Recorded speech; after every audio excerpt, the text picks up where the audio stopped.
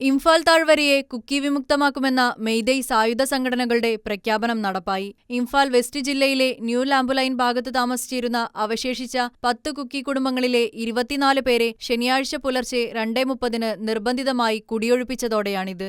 Assam rifle സേനാംഗങ്ങളും Manipur പോലീസുമടങ്ങിയ 50-അംഗ സംഘമെത്തിയാണ് കുടുംബങ്ങളെ കുടിയൊഴിപ്പിച്ചത്. ഇവരെ ഇംഫാലിൽ നിന്ന് 25 കിലോമീറ്റർ അകലെയുള്ള കാങ്പൊക്കി ജില്ലയിൽപ്പെട്ട മൊത്ബൂങ് ഗ്രാമത്തിലെ ദുരിതാശ്വാസ ക്യാമ്പിലേക്കാണ് മാറ്റിപ്പാർപ്പിച്ചത്. തങ്ങൾക്ക് കേന്ദ്ര ആഭ്യന്തര മന്ത്രാലയത്തിൽ നിന്നുള്ള നിർദ്ദേശം പാലിക്കുകയേ നിർവാഹമുള്ളൂ എന്നാണ് കുടിയൊഴിപ്പിക്കാനെത്തിയ സേനാംഗങ്ങൾ പറഞ്ഞതെന്ന് കുടിയൊഴിപ്പിക്കപ്പെട്ടവരിൽ ഒരാളായ ജംഗോലാൽ പറഞ്ഞു. സുരക്ഷയെ കരുതിയാണ് നടപടിയെന്നും ഉടൻ അപകടമുണ്ടാകാൻ സാധ്യതയുണ്ടെന്നും സുരക്ഷാസേന തങ്ങളോട് പറഞ്ഞതായും അദ്ദേഹം കൂട്ടിച്ചേർത്തു.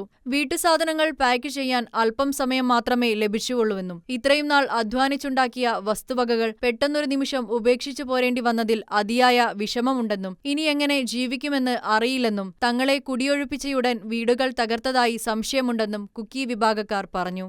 മണിപ്പൂരിലെ ജനസംഖ്യയിൽ 53% മെയ്തേയ് വിഭാഗക്കാരാണ്. ഇവരിൽ ഭൂരിഭാഗവും ഇംഫാൽ താഴ്വരയിലാണ് അധിവസിക്കുന്നത്. ജനസംഖ്യയിൽ 40% വരുന്ന നാഗ, കുക്കി ഗോത്രവിഭാഗക്കാർ മലമ്പ്രദേശ ജില്ലകളിലും അധിവസിക്കുന്നു.